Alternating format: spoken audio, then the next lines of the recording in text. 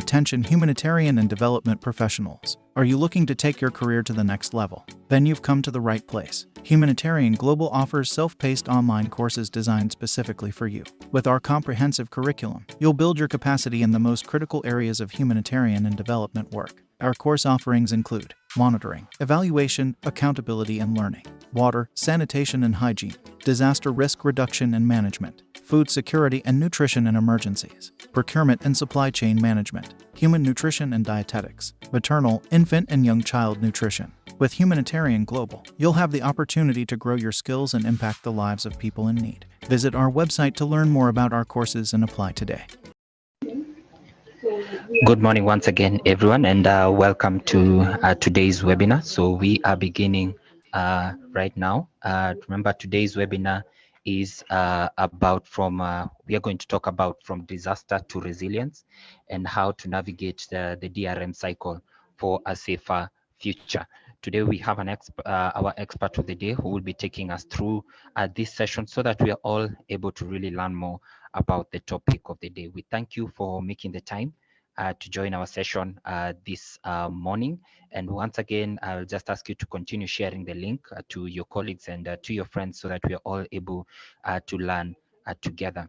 So today I'm joined by quite a number of our team members here at Humanitarian Global. Remember, at Humanitarian Global and as part of our community development program, we do organize webinars such as the one that we are having today. And the essence is to ensure that we really are all able to contribute towards the global development agenda. And one of the ways through which we are able to do this is through organizing webinars such as this, in which we are able to really learn more about different topics with regards to the humanitarian context. So I'm joined by some of my colleagues, and I'll just give them a chance to introduce themselves and just tell us briefly about their roles here at Humanitarian Global.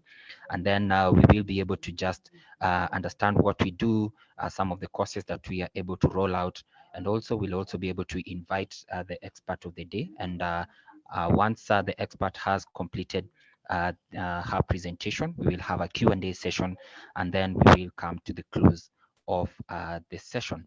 So I'm joined by a number of my colleagues. So let me start with Sheila. Sheila, probably you can say hello to everyone. Hi everyone. I believe you can all hear me. My name is Sheila, as you've heard. I'm the head of academics. I work to ensure that when you join Humanitarian Global, your needs from an academic point of view are met and you have been able to successfully complete your course as expected. I do look forward to a great interactive session with you guys and looking forward to more questions, more interactions, and more engagement. Thank you so much. Great, thank you, Sheila, for the work that you do here. I'm also joined by Brian, and he will really be engaging you in the chat section. So probably, Brian, you can say hello, then we can continue. Hello, everyone. Thanks for joining us from wherever you are joining us from. You can tell us where you are joining us from in the chat section. And as Ian has said, my name is Brian, and I'm in charge of the technical aspect of the event. I'm in charge of looking out that the event is successful, and we look forward to a successful event. Thank you. Great. So thank you, Brian. So probably before we begin, just let me share some house rules for this session. Remember, and as I mentioned, we are looking forward to a resourceful session, an engaging session, whereby we'll all be able to learn more about the topic of the day. Also, you can engage us on the chat section for any challenges, any comments that you have as the session is ongoing. And we have a big team who's going to engage you in that area. For any questions with regards to the topic of the day, remember to direct them to the Q&A section. That is for the questions, so that our expert can really just be able to go through them and just respond to the queries that you may have with regards to the specific topic. And lastly, and once more, just allow me to reiterate, you can share this link to your colleagues. We are also live on Facebook, and we do welcome participants who are joining us as well from that channel. Great. So today, the topic of the day is from disaster to resilience and navigating the DRM cycle for a safer future. And this topic is really just about DRRM, and we are looking forward to really just learn more about this topic. Remember, here at Humanitarian Global, we have been able to roll out different trainings with regards to different topics within the humanitarian context. Now, one of them is the DRRM field, which we are really looking forward to you joining us in that class, and we will be able to learn more about specifically what is DRRM and what roles can you be able to play as a humanitarian in that field as well. Our expert of the day is Esther Wakio. But before that, we'd like to just notify you of an upcoming training that we do have. And for that, just allow me to share my screen just before we are able to really note or really learn more about the DRRM webinar today. So we do have an upcoming training, and this training, the topic is humanitarian essentials and principles. And this training is really for everyone who's involved as a humanitarian, as a development professional, to just equip you with the principles, the ethical principles that that you may need or you may need to be skilled in terms of the work that you are undertaking as a humanitarian.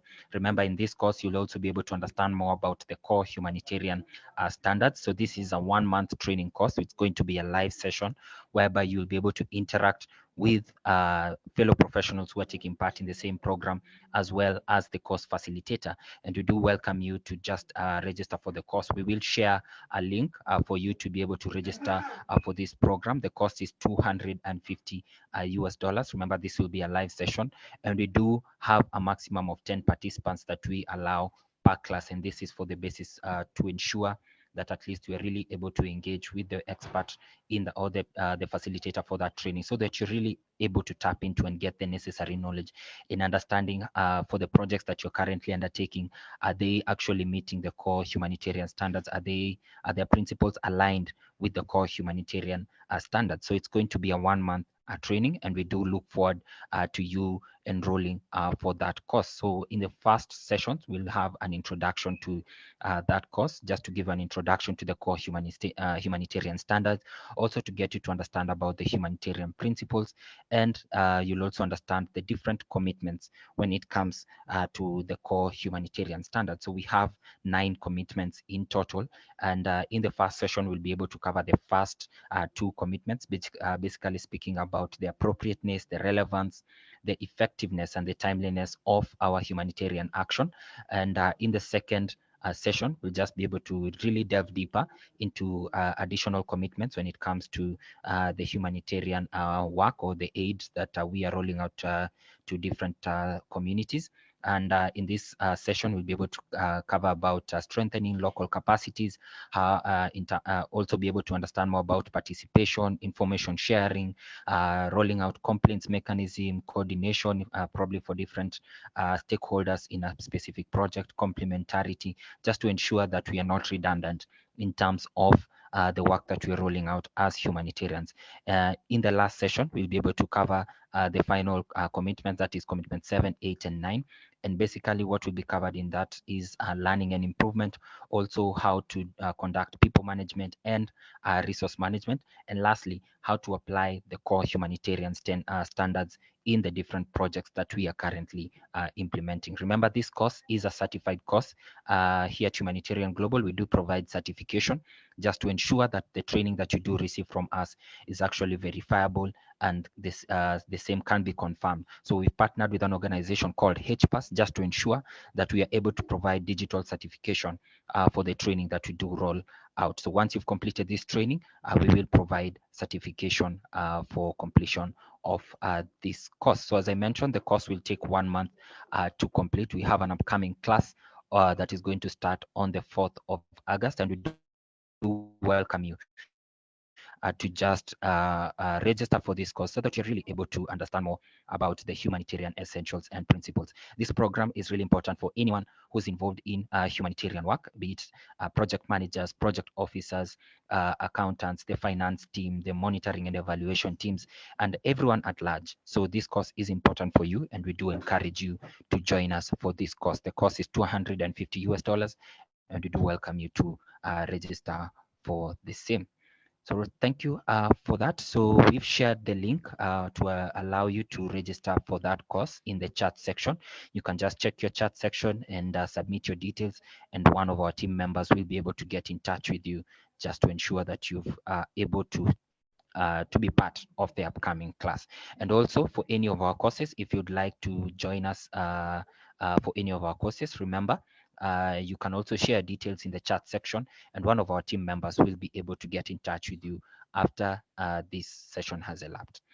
So we want to get right straight into it. Today, as I mentioned, we are talking about from disaster to resilience and how to navigate the DRM cycle for a safer future. And I want to welcome the expert of the day in just a few minutes. So for any questions, remember, with regards to the topic that we are discussing, let's direct them to the Q&A section. For any technical challenges, any comments with regards to how the training is or the topic is being covered, you can engage us on the chat section, and one of our team members will be able to assist you when it comes to the days, when it comes to any comments or queries that you may have.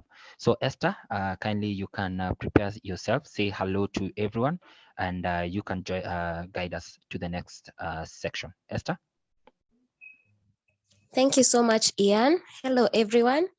My name is Esther Wakio, and I am a DRRM expert currently working with Humanitarian Global, training on disaster risk management. So I have met some of you in class, and I'm happy to see that you are even here as we try to demystify the mystery that is moving from disaster to resilience. That is a very important component in disaster management. So I'd like to just share my screen, and then maybe, as I mentioned, I am currently having a cold, so maybe just bear with me. I'll try my best to be as audible as possible. I hope I'm clear. Yes, Esther, we can get you loud and clear, and we do understand. Okay, thank you so much. So with that, I think I'll just proceed to sharing my screen. Okay, I don't know if you can see what is on my screen. Yes, we can see. Kindly switch to presenter mode so that we can really see the enlarged presentation. There. That's better. Thank you. Thank you, Esther. Okay, thank you so much.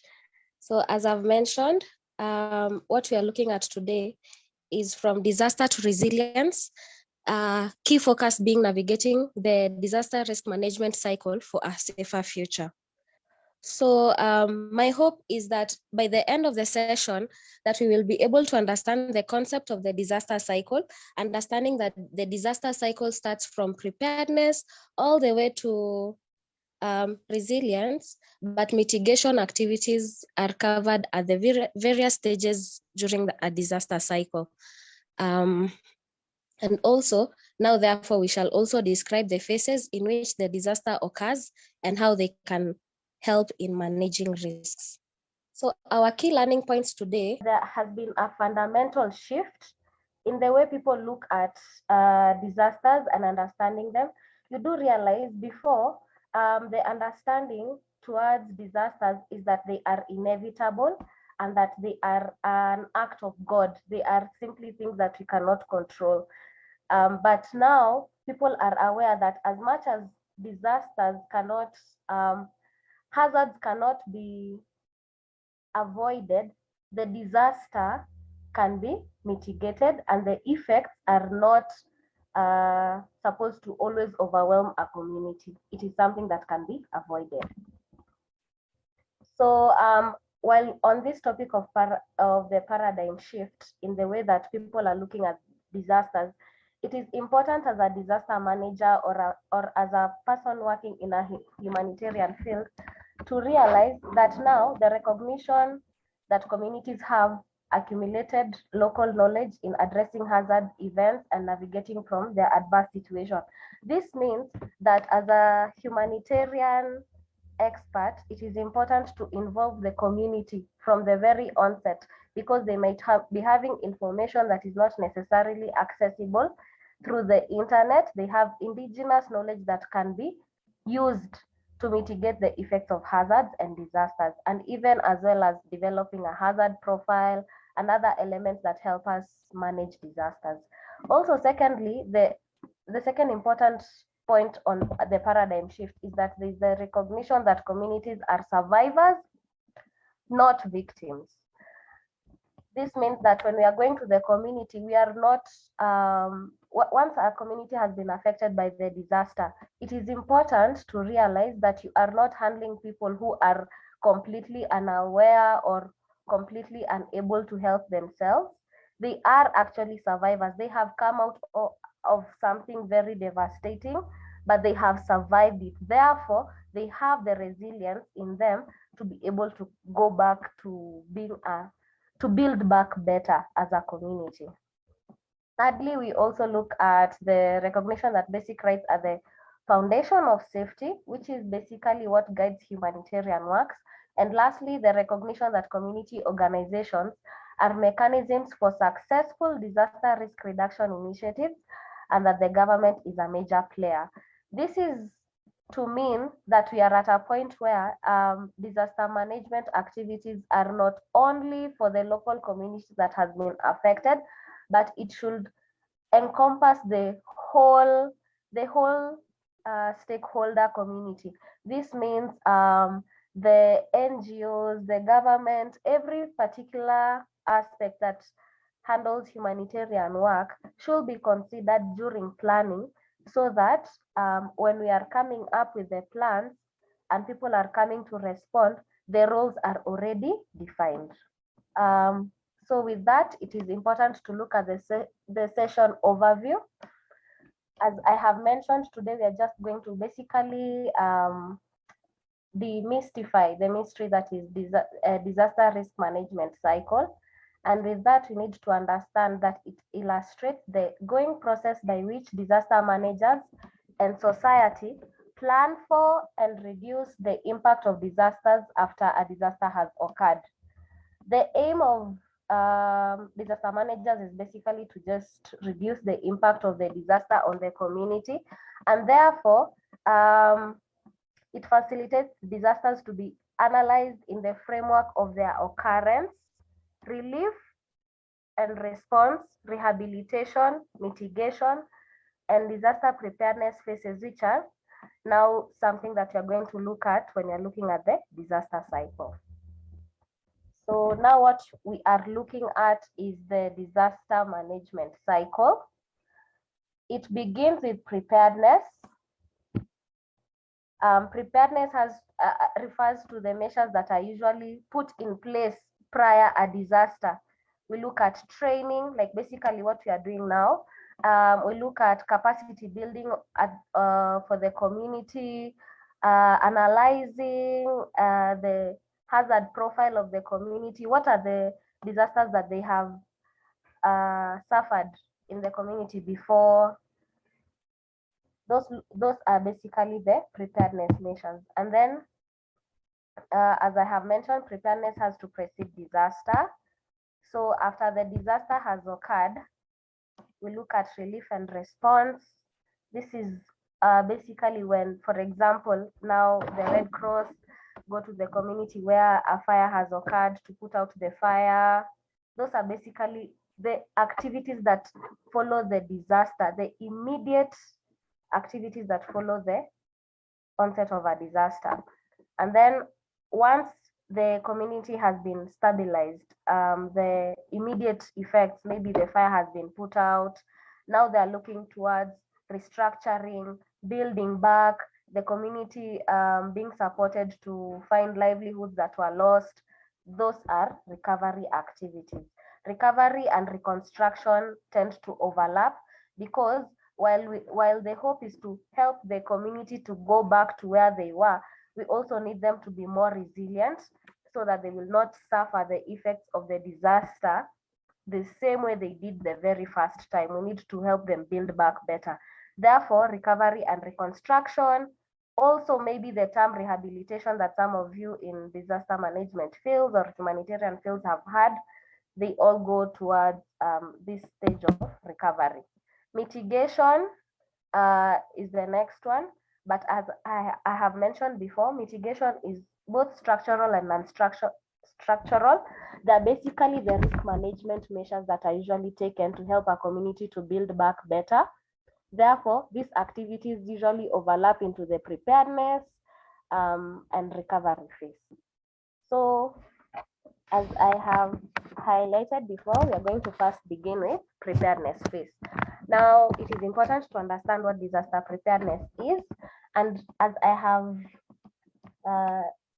as you can see in the slide, I have defined it to be measures taken to ensure readiness and reduce the effects of disasters, that is to predict and prevent them, mitigate their impact on vulnerable populations, and respond to effectively cope with their consequences. So basically, disaster preparedness activities look at predicting early warning systems, where now we have early warning systems that tend to integrate the different aspects of disasters, hazards. Like now you would find an early warning system that creates warning towards drought, floods. They tend to group them so that it's easier and it's more efficient. So basically, an early warning system is an example of a disaster preparedness tool. They look at activities that enhance the ability to predict, to respond to, and cope with the effects of a disaster. A very simple example is how when we go to a petrol station, you will find that there is definitely a bucket that has sand near where the petrol, the gas station is. You also find fire extinguishers. These are elements of indicating that there is disaster preparedness going on. Preparedness planning aims to establish a standing capacity to respond to a range of different situations that may affect a country or region by putting in place a broad set of preparedness measures. On to the next one, we go to the impact phase. Impact phase is when the disaster has occurred. We are going through the different elements on the cycle. I hope we are together.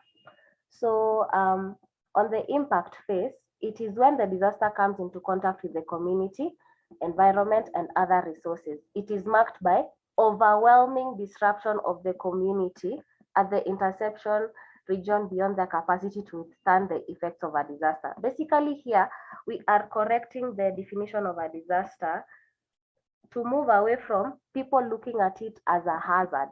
A hazard is the natural phenomenon that occurs. For example, floods. Yes, but the disaster is when the community is no longer able to cope using only its own resources from the effects of a hazard. The effects of a hazard is what is being referred to as a disaster. So it is marked by high degree of chaos, but it could have a remarkable degree of organization depending on the level of organization and effectiveness of disaster risk reduction and mitigation measures put in place before the disaster. Here, basically, we are saying as much as a disaster is marked by the high degree of chaos, the high degree of not being able to cope using only its own resources, it can be avoided. It basically just also highlights the gaps that exist in the community, things that they should be able to put in place so that in case the disaster, the hazard occurs again, being a natural phenomenon, they will be ready. The next stage is relief/response. So as I had mentioned earlier, when we are looking at relief and response, we are looking at the activities immediately when the assistance has arrived. The community has suffered loss. For example, now we look at a real life example. Let's say it's a building collapse. The building collapse will be the disaster in the event that loss has exceeded the community, the ability of the community to cope only using its resources. When now Red Cross are coming in, St. John are coming in, the responding groups are coming in, from even the first aiders, the first responders. That is when the relief and response stage begins. The main priority of relief and response activities is to maintain life, improve health, sustain the morale of the affected population. They are guided by these three things. This means when the responder has arrived at the site, the first thing that they will look at is are they safe? For example, it's a building that has collapsed. Is it safe to go in? Are there still aftershocks? What has caused the building to collapse? Because that will guide the path at which what will be the first activity. Because you will find in the event that, for example, the building has collapsed because of an earthquake, it will be important to establish if aftershocks have subsided before response activities begin, so that we will not incur more loss in the hope of trying to salvage life. So such assistance ranges from evacuation, temporary shelter, food, education, medicine, and water. The first priority is evacuation. This is when this is us looking at things like search and rescue, first aid activities. Those are the activities that those are the activities that surround relief and response stage in the disaster cycle. So disaster reliefs need to be integrated into development planning and local capacities to strengthen the sustainability of interventions. Imagine an earthquake occurring in a community that already knows how to respond during an earthquake. They already know they should look for something stable to hide under, that they already know they shouldn't be running all over. They should prioritize their own safety.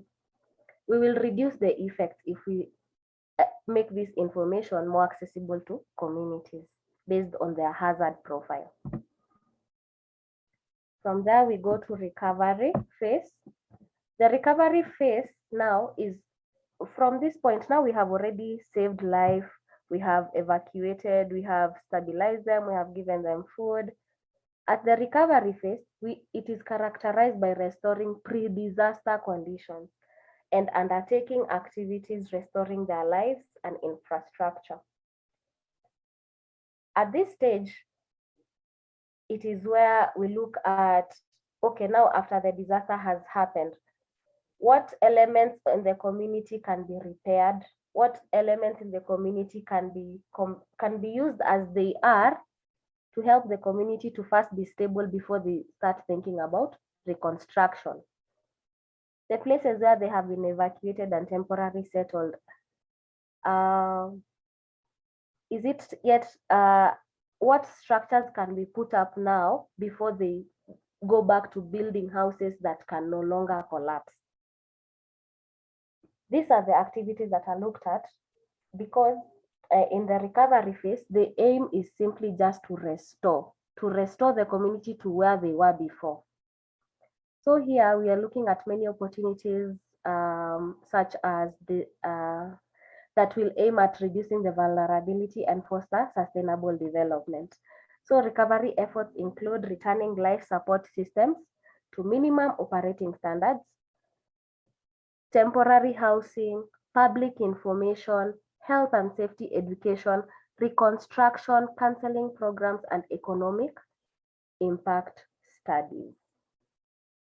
A lot of risk analysis, vulnerability assessment, needs assessment go into the recovery phase.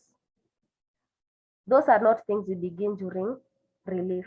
They are things that we begin when now we want the community to go back to their pre-disaster conditions. Because analyzing doing a needs assessment, vulnerability analysis, risk analysis will highlight the gaps that existed in the community prior to the disaster that will now be focused on. When we are looking at mitigation and also again preparedness, because you understand it is a cycle. So these interventions need to be tailored to ensure the society is built back better to withstand impact of disasters. Mitigation phase. So the mitigation phase includes both structural and non-structural measures. When we are talking about structural and non-structural measures, structural are the ones that look at development. When these buildings are being built back, building codes need to be reviewed. The urban planner needs to be involved. The disaster manager needs to be involved in ensuring the codes are up to standard, in ensuring that they are not building in places where they have a history of flooding. Like these people are building back structures that will be able to withstand the effects of a hazard. Non-structural measures look at policies, they look at training, they look at drills, they look at public education on disasters. Both are important and are undertaken to limit the adverse impact of the natural hazard, environmental degradation, and technological hazards. So the mitigation phase mainly aims to reduce disaster occurrence or reduce the effects of unavoidable disasters. I'll also add the mitigation phase aims at reducing risk, because when we are establishing these structural and non-structural measures, we also end up sorting out elements that came about because of the risks that the community was in. So they include building codes, vulnerability analysis and updates, zoning. There needs to be land zoning to supervise land use and management. There's also safety codes, preventive healthcare, and public education. So with that, at this point, I'd like us to, if there's any question. Thank you for that, Esther. It was quite engaging, quite extensive in terms of helping us to understand more about the DRM cycle. For anyone who has a question, kindly remember to just post them on the Q&A section. I can see there's one question from Mustafa Jama, who's asking, is it possible that one project will address all the phases of disaster? So let's remember to address our questions in the Q&A section, and our expert Esther will be able to handle them as she continues. Also, for those who would like to just speak and ask their questions, kindly raise your hand. I will pick a few participants to just be able to ask their questions, and then she can be able to respond to the same. So probably, Esther, we can start off with Mustafa's question, who's asking, is it possible that one project will address all the phases of disaster? Thank you so much for that question. So for one project to address all the needs in the disaster cycle, we have to understand that in the disaster cycle, there are different stakeholders which come on board to sort the different needs that arise depending on the stage in the cycle. So to say one project sorting all the needs in the disaster cycle, it will imply the project has the capacity to handle preparedness activities, mitigation, response, which in most cases is not possible. That is why the approach towards disaster risk management is usually multidisciplinary and also just encompassing the different stakeholders so that they can take on the different roles. Yes, maybe at a government level, but as an organization or a project, it will be hard because the needs are very extensive. Yeah. Okay, great. And I hope that answers the question, Mustafa. Esther, there are also some questions trickling in the Q&A section. I don't know whether you're able to access the same. There's a question from Isa Mohammed Jallo, who's asking, is adaptation having a place in the DRM cycle? Yes, adaptation is having a place in the disaster risk management cycle. As you realize, when I was explaining what goes on in the recovery phase, the recovery phase aims to restoring the community back to its pre-disaster conditions, and also it presets the activities of the recovery phase tend to overlap with rehabilitation and reconstruction. And during these phases is where adaptation comes in. It is just that it won't be called the adaptation, it will be called resilience or improving the coping capacity of the community, which is basically now the community adapting to ensure that in case the hazard reoccurs, they will not suffer the same loss. Adaptation looks like a community building back better buildings. It looks like now, for example, there is a refugee camp in Kenya called Dadaab.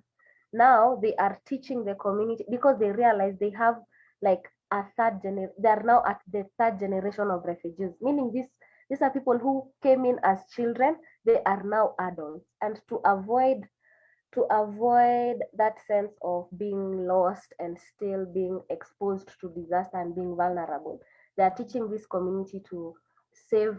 They're now teaching people at the refugee camp, women to form chamas and save money, to learn skills such as making baskets out of sisal and sell them. They're teaching people how to farm so that they will not be fully relying on the food that is coming in from the donors, so as to help this community to be sustainable. You remember when I was looking at recovery, we looked at how also they analyze the impact of the disaster on the economy, because the aim is to help the community to adapt and get back stronger.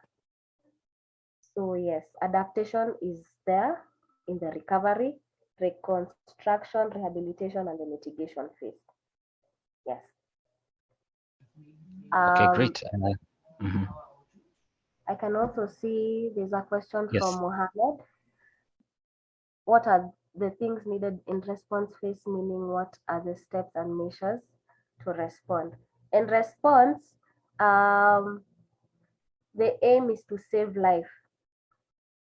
So anything that pertains towards saving life activities goes towards response. This means evacuation, search and rescue, first aid. Those are the activities that go on towards response. Yes. And what are the procedures that should be put in place to identify a disaster-prone area include doing a hazard analysis. Like we look at the history of the place. What are the hazards that this place has been exposed to? What are the risks that this community has been exposed to? The vulnerabilities that exist in the community? Because when we were defining a disaster, we defined it as when the effects of a hazard exceed the ability of a community to cope using only its own resources. This means a hazard is a disaster is the outcome of a hazard exploiting a particular vulnerability. So the procedures that should be put in place to identify a hazard-prone area are hazard analysis and vulnerability analysis, as well as looking at the coping capacity that exists in the community. It's usually an equation, because when you sort these elements in the equation, you'll avoid the disaster, which is the result. The difference between a risk and a hazard. A hazard is a natural phenomenon that when it exploits a particular vulnerability, a disaster will happen. Where risk is the probability that a hazard will exploit a particular vulnerability to lead to a disaster. William, I don't know if I have answered you. So basically that's the difference. A hazard is the natural phenomenon that when it interacts with a vulnerability situation in a community, it will lead to a disaster. But a risk is the probability that the hazard will interact with a vulnerable situation to cause a disaster. You do realize that a hazard can only lead to a disaster when there is loss. For example, drought occurring in a desert is not a disaster, but drought occurring in northeastern Kenya, where there is community living there, leading to loss of life, now that is a disaster. Now the probability that this hazard will not occur in a desert, but will occur in northeastern, causing death, now that is the risk. Okay, so Esther, probably you can take 3 more questions, then we'll allow participants who've raised their hand to ask their questions live. So probably you can take the next 3 in the Q&A section, then we'll allow participants who've raised their hand to ask their questions live. Okay. So I'd like to handle the question asked by Jessica.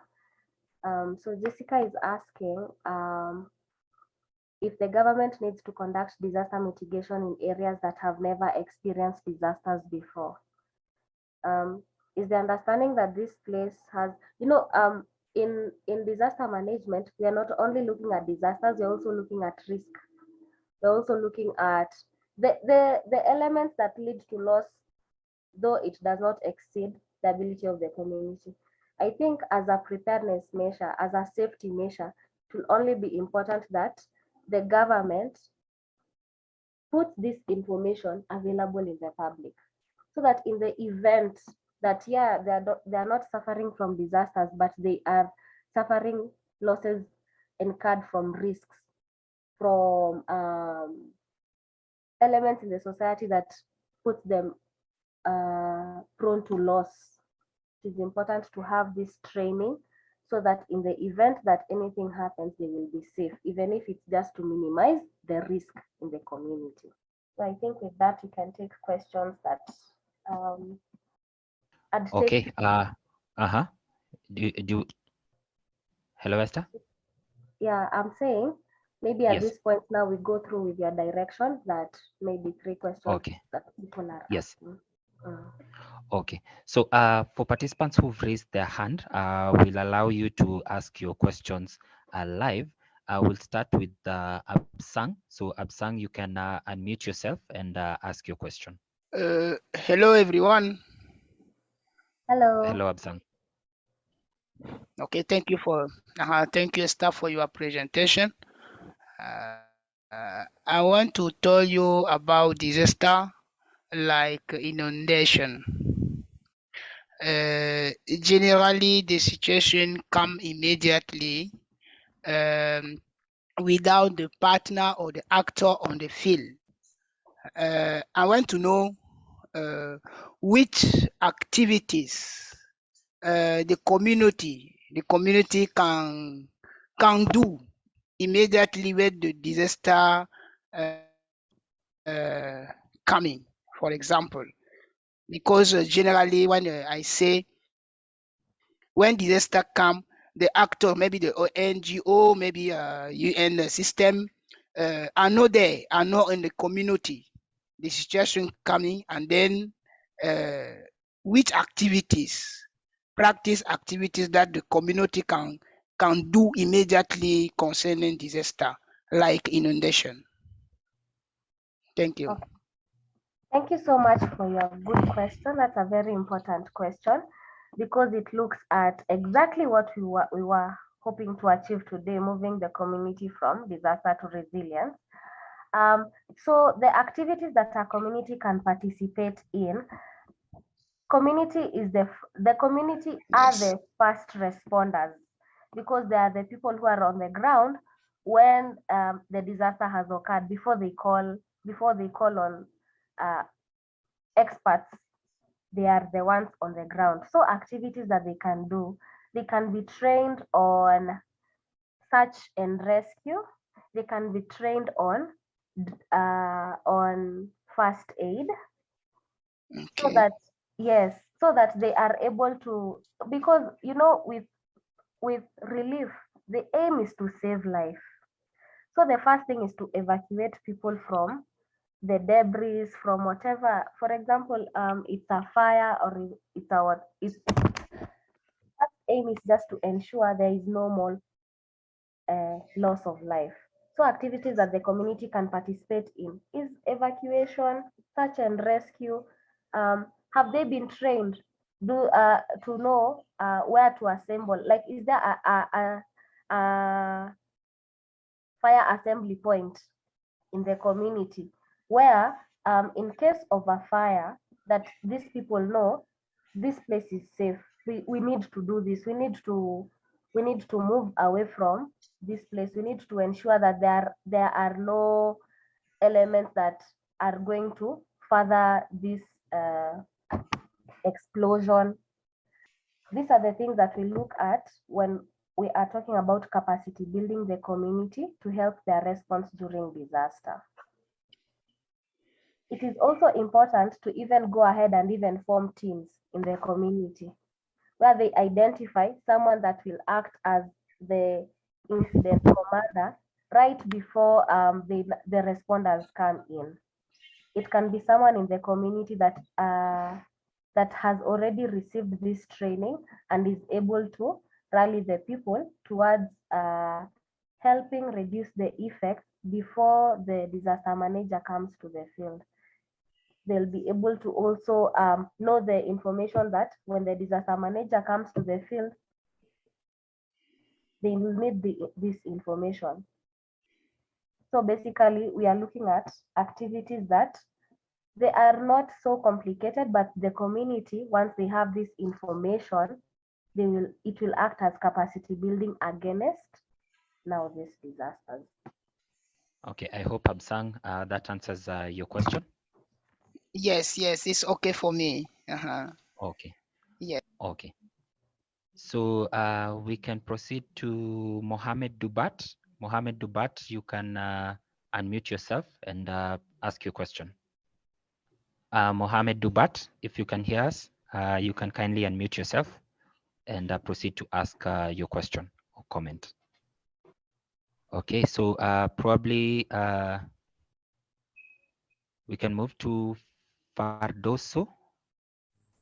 Hello? Fardoso, you can.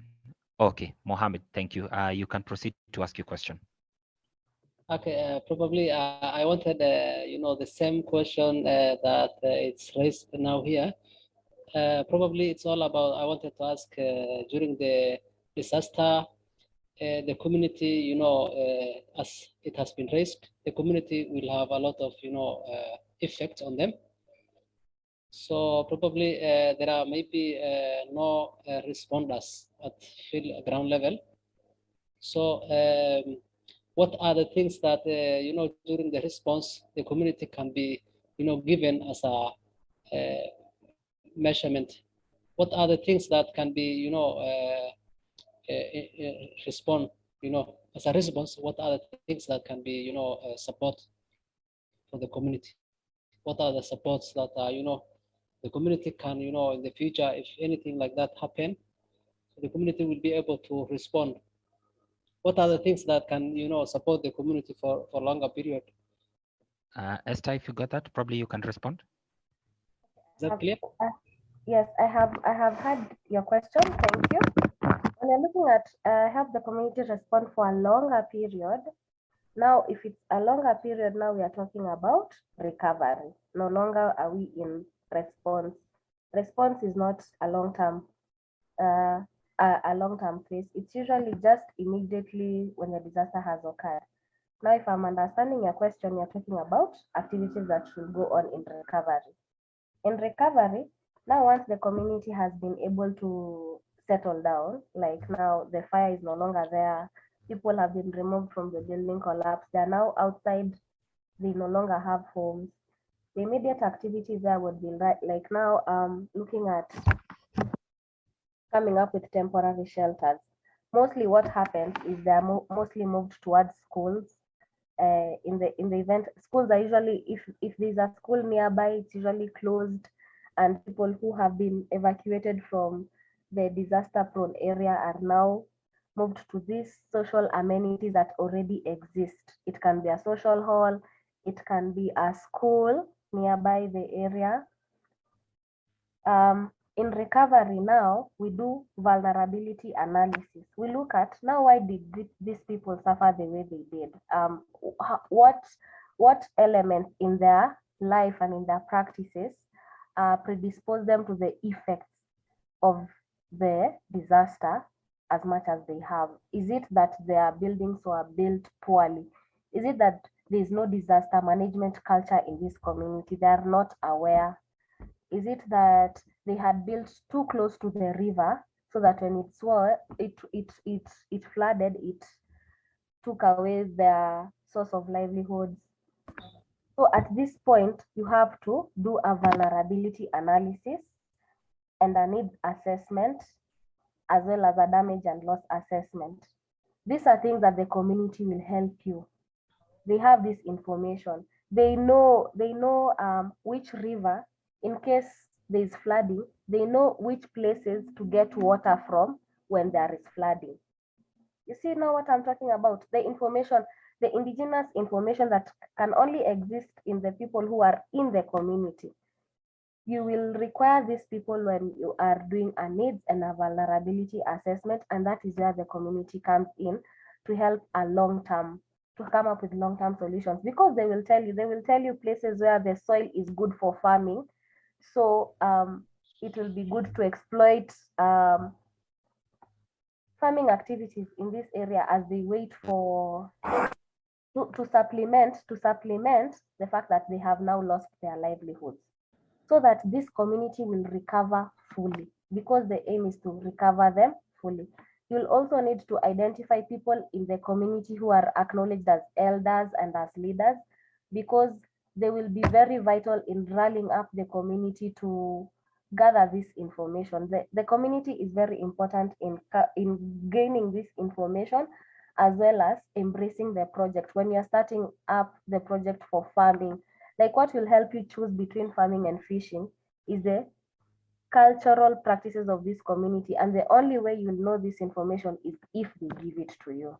So that is how the community comes on board to help fully to recover for the long term.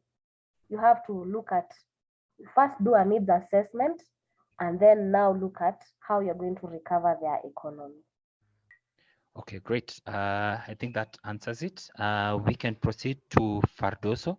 Once Fardoso is done, or we've responded to the question, kindly, Chrysogonas, you can prepare yourself to ask your question.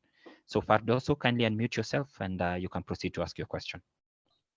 Thank you, everyone. Thank you.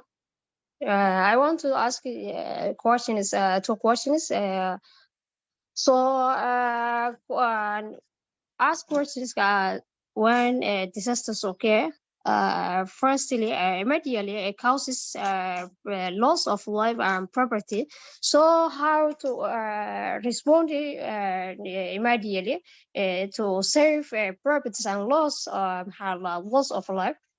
Another, who conducted or who responds immediately and separation and decision the disaster when disaster. Esther, I'm not sure whether you were able to get the question. Really, maybe if she could repeat so that I understand what exactly. Yes, Fardoso, kindly repeat your question. One disaster can cause immediately a loss of life and their property. So how can immediately respond to this disaster like fire? And who conducted or responded these activities like preventive activities when conducted? Who conducted or who responded the disaster? Okay, I think Fardoso's question is how can we respond immediately to disasters, and who is responsible in terms of the response to that disaster, if I got her correctly. basically she's asking about how to respond to fire. Yes, that's correct. Yes, that's a good question. In the event, for example, now, as you have asked, the disaster is that fire, there's an explosion and there is fire. The first thing that the community will do is definitely mayhem, raise alarm. The first thing is usually to raise alarm. So away from them trying to salvage whatever they can away from the fire, there'll also be numbers that they have been given in the community. A preparedness measure would be this community already knows the numbers to call in the event of a fire. Now they have called the responder, for example, the firefighter, the firefighting agency in that country. While they are headed there, what will be happening in this community is that people will be, there needs to be security and control, managing the crowd, moving the people away from the fire, because people will be there trying to salvage their things. But at this point, as I have mentioned over and over again, with relief and response, the first priority is to save life, not property, it's to save life. So this is why the community needs to have been trained, to have people in the community who are there and identified as a voice of reason, so that they will be able to, if the police in the area need to be notified to create a cordon away from the building that is now on fire or the explosion, even as they wait for the responders to come on board, because we need to, the response on how to control this fire will be entirely determined by what has caused it. How you control fire from an oil explosion is not the same way you control fire from an electrical short circuit. You can't go pouring water and then it was caused by an electrical surge, because it means there will be electrocution and risks will escalate even more. So at this point, it's just to cordon the area to avoid people going to the impact point. And once the responders have come to the venue, they'll help with search and rescue, even as they try to determine how did the fire start. Now this is where the community comes in. They will tell you there was an explosion. They will tell you if it was oil. They will tell you, they have this information. And then at this point, it is important that the people who are going in to the debris and to the hazard-prone area to be as much as possible the trained personnel, because they will be able to know how to maneuver away from the risks. So the priority will be to save life. And once people have been evacuated to a safer point, now then, depending on what is causing the fire will be controlled, even as search and rescue activities goes on, and even as they continue to other stakeholders coming on board, the search and rescue, the Red Cross doing first aid, all these responders coming on board, to de-escalate the situation. So that is basically the relief activities that go on around an explosion. So in the community, it is important to establish a fire assembly point away from the impact point. Yes. And to also identify an incident commander who will be the one who is now apportioning responsibilities depending on the stakeholders that have responded. Is Red Cross the ones doing search and rescue, or St. John? Who are the ones who are doing the first aid? Is there need for counseling? And also, who will be informing? The media will also be wanting to be in the place where the disaster has occurred. So it is also important to identify someone who is going to periodically inform them, so as to avoid them also escalating the situation by forcing their way through the cordon area, trying to get those pictures. You just have to also identify someone who's going to be informing them, and at what point like how many minutes, yes, so as to ensure that the whole situation is managed and de-escalated as quickly as possible with minimum loss. And also hospitals that the people who are now injured are going to be taken to should be listed, so that in case there is any family member who was not there and will come later on to look for their people, they will know where to go. Yes, I believe I have answered your question. Okay, thank you for that, Esther. I believe that answers your question, Fardoso. So we'll take one last question from Chris Ogonas, and then we can proceed to the next stage of this session. So Chris Ogonas, you can kindly unmute yourself and ask your question. Okay, thank you so much for the opportunity. I think it was a good session for me. The question I have is related to the disasters cycle that was presented. So to me, I looked at the disaster cycle, it was resembling the humanitarian management cycle, like the way humanitarian support is given to communities of persons who are affected by some form of crisis. It could be war and maybe the assistance within and after the war. So I was wondering, where do we make the difference between, because I was looking at the relief response to be that period within the crisis, or when the crisis is subsiding, where people are able to have food to live on, people are able to have immediate needs. Then the recovery could be the kind of livelihood support which humanitarian support also gives. So I'm trying to see, given the definition of a disaster as, the division of a hazard, and then the division of the understanding of the crisis, like man-made crisis like war and so on.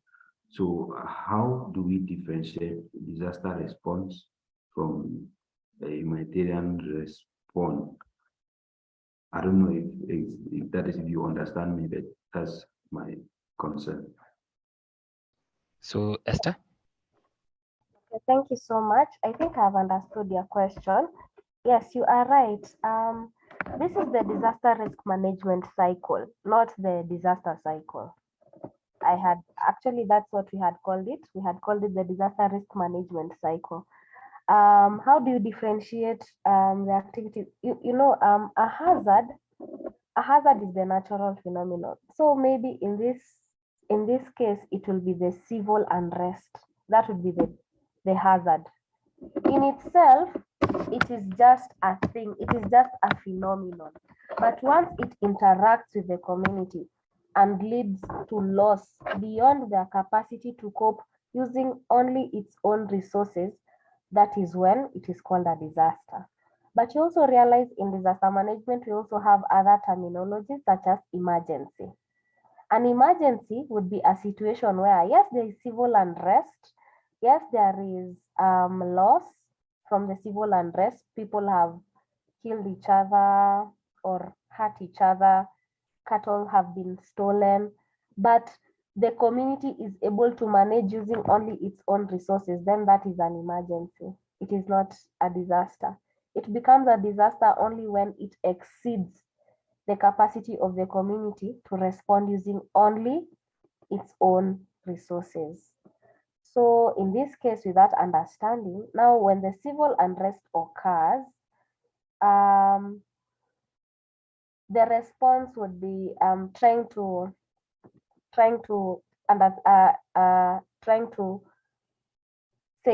improve security in this area. The police will rush in, they will try to arrest whoever was causing chaos and all those things.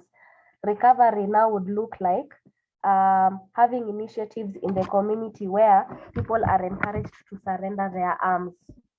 There is investigation towards collecting back the cattle that was stolen when there was cattle rustling.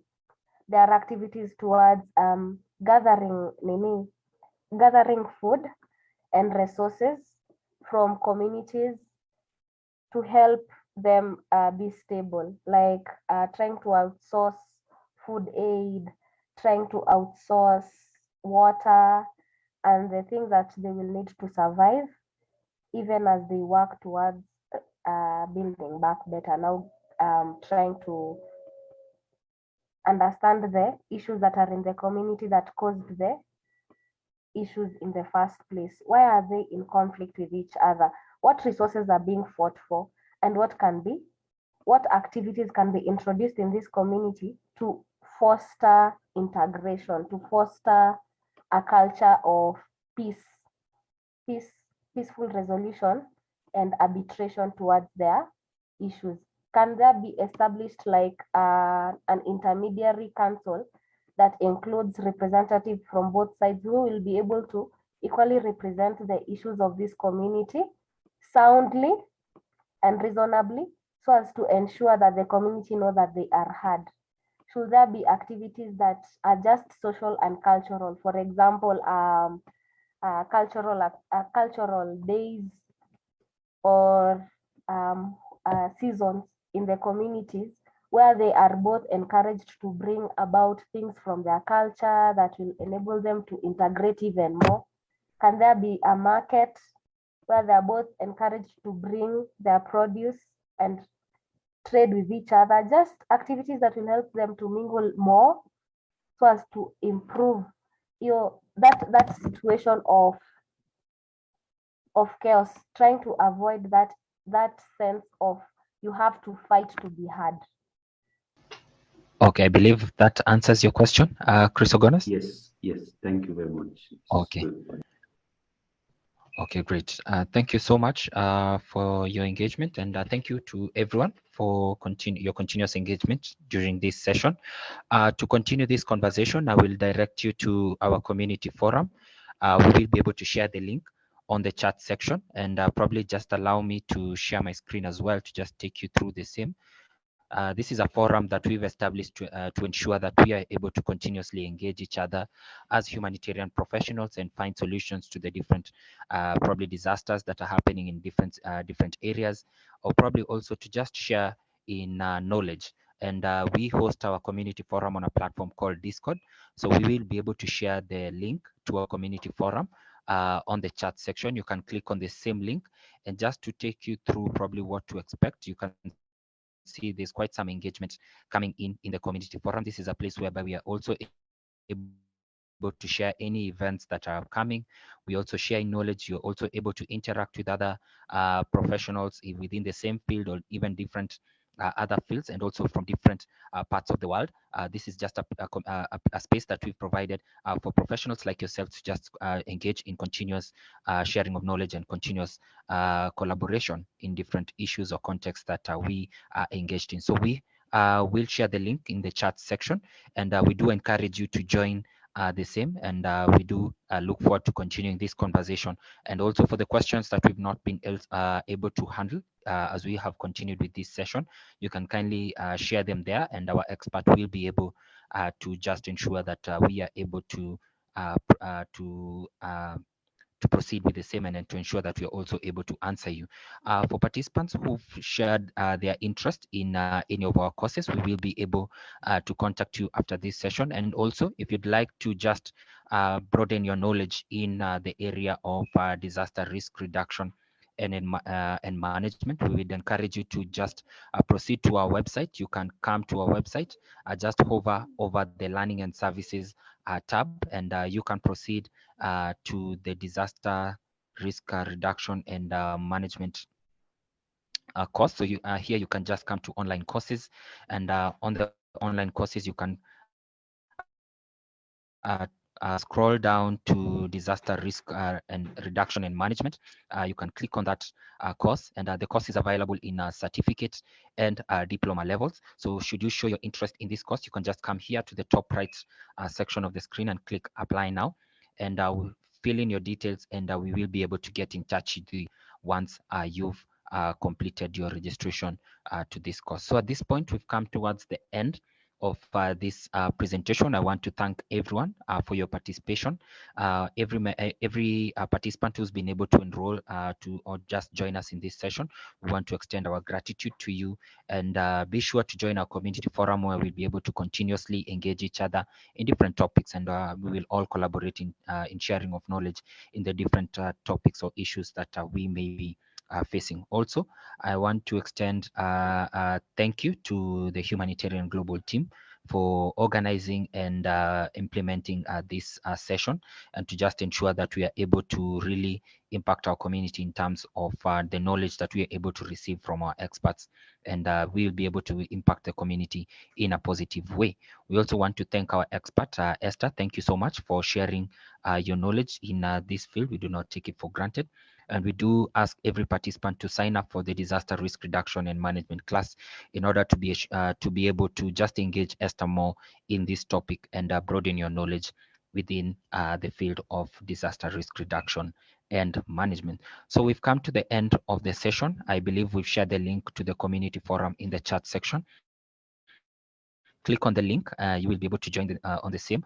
Also, if you'd like to get assistance in terms of completing your registration to any of our courses, you can share your contact details. You can also toggle to our website and click on the Apply Now section, and we will be able to reach out to you after this session. So at this point, I want to say thank you. Wish you all the best in any projects or work that you're currently implementing, and reach out to us in the event that you would require any assistance when it comes to the work that you're currently doing. So at this point, I want to say bye-bye, and thank you all for attending our session this morning.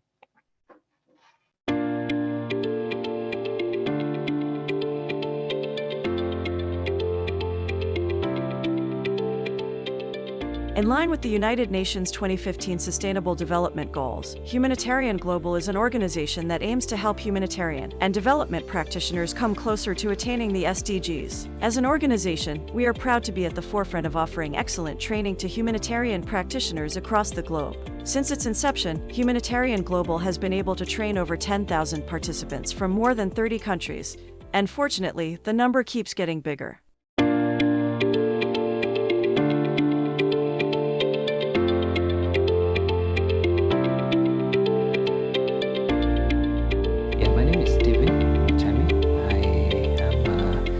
Consultant and also a trainer for Humanitarian Global, and my areas of competencies are diverse, basically in WASH and also in project management and monitoring and evaluation.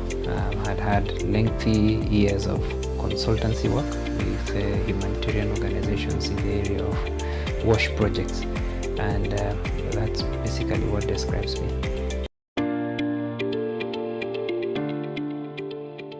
We support the career advancement of humanitarians and development practitioners through our online courses, on-site and virtual workshops, capacity development, and team building. Humanitarian Global partners with organizations to build capacity and provide consultancy services to achieve their development goals in consultancy, research, and team building. Humanitarian Global works with various stakeholders on the ground to identify humanitarian and development problems and offer solutions. We do this through advocacy, promoting humanitarian work, sharing valuable resources such as blogs, and providing networking opportunities such as community forums. These are the areas or programs that we focus on: monitoring, evaluation, accountability, and learning; water, sanitation and hygiene; disaster risk reduction and management; food security and nutrition in emergencies; procurement and supply chain management; human nutrition and dietetics; maternal, infant and young child nutrition. Meet Babu Karalkoral, one of our previous participants. He undertook a water sanitation and hygiene course with us, and here is what he had to say regarding his experience with us. My